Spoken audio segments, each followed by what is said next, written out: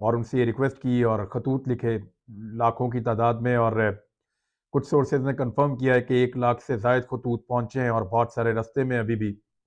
और बहुत सारे खतूत को इधर उधर करने की मुबैना कोशिश भी की गई है। लेकिन चीफ जस्टिस ऑफ पाकिस्तान ने अवामी उमंगों के मुताबिक, अवाम की ख्वाहिश के मुताबिक नोटिस लिया सो मोटो, और फिर इस मामले के ऊपर तहकीकात का आगाज करवाया। पहले उन्होंने हुक्म दिया कि FIR दर्ज की जाए। साथ ही साथ उन्होंने जो पोस्टमार्टम है उसके ऊपर अदम इत्मीनान का इजहार भी किया। और चीफ जस्टिस ऑफ पाकिस्तान ने रिपोर्ट, जो फैक्ट फाइंडिंग रिपोर्ट है, उसको फौरी तौर पे सुप्रीम कोर्ट में जमा करवाने का कहा। ये 3 बुनियादी मेन चीजें थी जो हुई थी।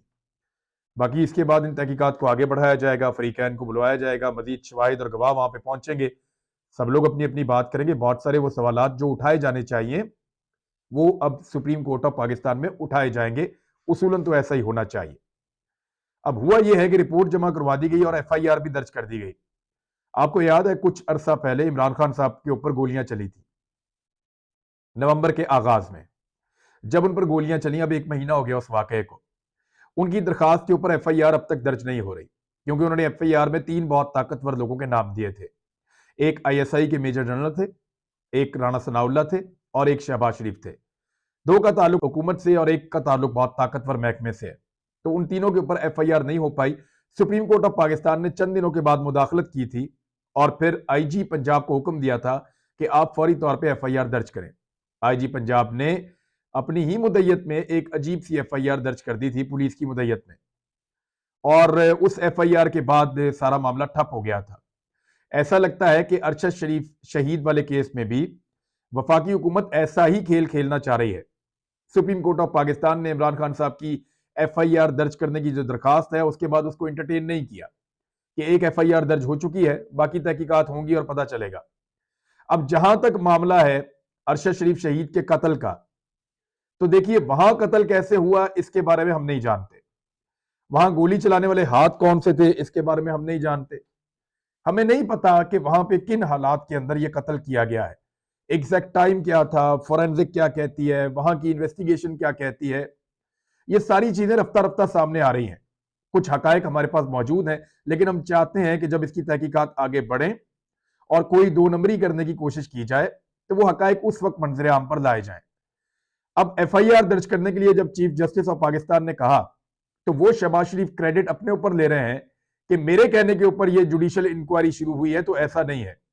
शहबाज शरीफ साहब, आपने तो गुज़िश्ता 40-42 दिन के अंदर FIR तक दर्ज नहीं होने दी। आप तो वो शख्स हैं जो जस्टिफाई कर रहे थे उन मुकदमात को, जो मुकदमात अरशद शरीफ के खिलाफ नामालूम मुद्दइयों की जानिब से दर्ज करवाए गए थे, और नामालूम हाथ उसके पीछे मौजूद थे जिनका सबको मालूम है। तो शहबाज शरीफ साहब, आप ही ने तो पंजाब में और इस्लामाबाद में मुकदमात दर्ज किए सहाफियों के ऊपर, आप ही ने गिरफ्तार करवाया, आप ही ने टॉर्चर किया, और आपके साथ जो है वो आपके सहूलतकार मौजूद थे, पाकिस्तान की एस्टेब्लिशमेंट के ताकतवर आदमी। मैं पिछले व्लॉग में कह चुका हूं कि जब भी इसका खुरा नापा जाएगा तो ये मामला साबिक army chief general Qamar Javed Bajwa तक जाएगा। और अब तो खबरें सामने आ रही हैं कि नजम सेठी साहब ने भी कहा, इरफान सिद्दीकी साहब ने भी लिखा, और बहुत सारे लोग कह रहे हैं कि इमरान खान साहब से, नवाज शरीफ साहब से एक्सटेंशन मांगी जा रही थी और कोशिश की जा रही थी कि एक्सटेंशन को बढ़ा दिया जाए।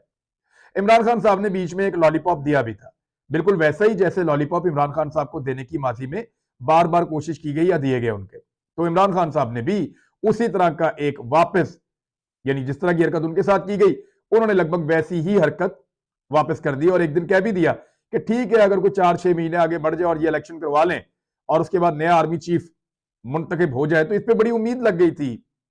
लेकिन फिर भी पाकिस्तान में हम बार बार कहते रहे कि ये टेंशन क्रिएट हो जाएगी, नहीं होनी चाहिए एक्सटेंशन, तो वो एक्सटेंशन जो है वो नहीं हो सकी, और उसका बहुत दुख और रंज है, और उसका बदला लेने की कोशिश पहले भी की गई है, आइंदा भी की जाएगी। नवाज शरीफ ने भी एक्सटेंशन नहीं दी, ये मैं आपको पहले बता चुका हूं कि इस ऑप्शन को नवाज शरीफ ने रद्द कर दिया था।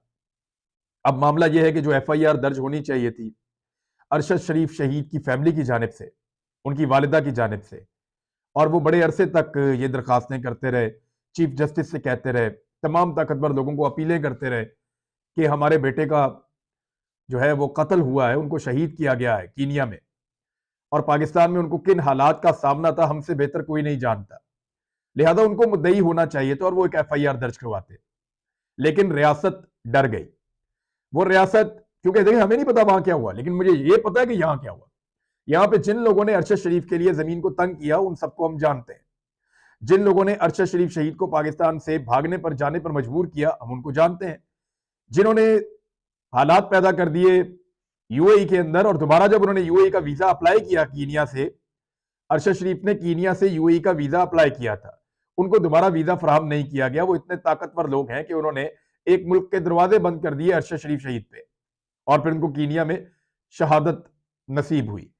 अब मामला यह है कि उनकी फैमिली बजाय इसके कि मुद्दई बनती इस एफआईआर की, ये एफआईआर पुलिस ने अपनी मुद्दईयत में दर्ज कर दी है। ये है जी पाकिस्तान के अंदर इंसाफ। चीफ जस्टिस ऑफ पाकिस्तान ने इमरान खान की एफआईआर करवाने का कहा, तो वो एफआईआर अपनी जाती मुद्दईयत के अंदर दर्ज कर ली गई। अब उन्होंने कहा कि अरशद शरीफ शहीद की एफआईआर दर्ज की जाए, उनके लवाहिकीन जिंदा हैं, वो लावारिस नहीं है, तो अब उनकी एफआईआर भी पुलिस ने अपनी मुद्दईयत में ही दर्ज कर दी एसएचओ की इस्लामाबाद के थाने में। तो उनकी वालदा कह रही है कि वो एफआईआर करवाना चाहती हैं, उनकी एहलिया कह रही है कि वालदा का हक है, वही एफआईआर करवाएंगी। पहले तो कोशिश की गई कि फैमिली को आपस में लड़वाया जाए, लेकिन बड़ी समझदारी के साथ और बड़ी समझबूझ के साथ इस फैमिली ने तकसीम होने से इनकार कर दिया, और ये चीजें बाद में सामने आएंगी। लेकिन बड़ी शानदार फैमिली है अरशद शरीफ शहीद की, खासतौर पर उनकी वालदा जो है, उन्होंने सबको जैसे इकट्ठा रखा है और जैसे सबका ख्याल रखती हैं। अब अरशद शरीफ की वालदा की मुद्दईयत में मुकदमा ना दर्ज करना गलत है, यह एतजाज एहसन साहब फरमा रहे हैं। उन्होंने कहा कि उनकी वालदा की मुद्दईयत के अंदर मुकदमा दर्ज होना चाहिए था। जब वारिसान मौजूद हों तो पुलिस की मुद्दईयत में मुकदमा दर्ज नहीं किया जा सकता, ये एतजाज एहसन साहब कह रहे हैं। उन्होंने कहा कि अरशद शरीफ के लवाहिकीन को सुप्रीम कोर्ट में बोलने का हक दिया जाए, तभी कुछ तवक्को रखी जा सकती है। दूसरी गलत बात यह है कि पुलिस खुद फरीक है, मुद्दई कैसे बन सकती है? यही पुलिस है जो दिन रात नाक में दम किया हुआ था अरशद शरीफ शहीद के। यही इस्लामाबाद की पुलिस है, यही इदारे हैं जो परेशान कर रहे थे, तो वो खुद कैसे मुद्दई बन सकते हैं? वकुआ कीनिया में हुआ है, उसका इस्लामाबाद के थाना रमना से क्या ताल्लुक है कि वहां पे एफआईआर दर्ज कर दी गई? तो ऐसे ही एतजाज एहसन साहब ने कहा कि मेरे केस के बारे में उन्होंने कहा कि इमरान रियाज का मामला था, मुल्क भर में एफआईआर दर्ज की जा रही थी। वाकया एक जगह होता है और मुल्क भर में मुकदमे बनते हैं, ये अजीब मजाक है। ये आजम सवाती साहब वाले केस में भी यही हो रहा है। अब अरशद शरीफ शहीद वाले केस के अंदर उनकी वालिदा की मुद्दईयत में एफआईआर होनी चाहिए। इंसाफ जब होता है तो वो होता हुआ दिखाई देता है। देखते हैं सुबह हमारे मुअज़्ज़िज़ चीफ जस्टिस ऑफ पाकिस्तान जनाब जस्टिस उमर अता बंदयाल साहब और उनके साथ जो मुअज़्ज़िज़ जज साहिबान मौजूद हैं दीगर चार, वो इस बारे में क्या कहते हैं। क्या वो इस पे इत्मीनान का इजहार करते हैं या वो ये कहते हैं कि वालिदा की मुद्दईयत के अंदर मुकदमा दर्ज किया जाए, ये शोहदा का खानदान है, फॉर गॉड सेक इनके साथ तो जुल्म ना करें। इन्होंने तो अपने बेटे दिए हैं इस मुल्क को, एक बेटा दिया, फिर अपना शौहर दिया, फिर अपना दूसरा बेटा दिया। घर में कोई मर्द नहीं बचा, बच्चे हैं सिर्फ, घर में कोई मर्द नहीं बचा। उस मां का मजाक मत उड़ाओ, वरना पूरा पाकिस्तान उसका बेटा है। उनके घर में कोई मर्द नहीं बचा। ये जो मामला है इस पे अब FIR chief justice of Pakistan को चाहिए कि उनकी फैमिली की तरफ से दर्ज करवाई जाए, और मैं इस पे इतना ही कहना चाहता हूं। कुछ और खबरें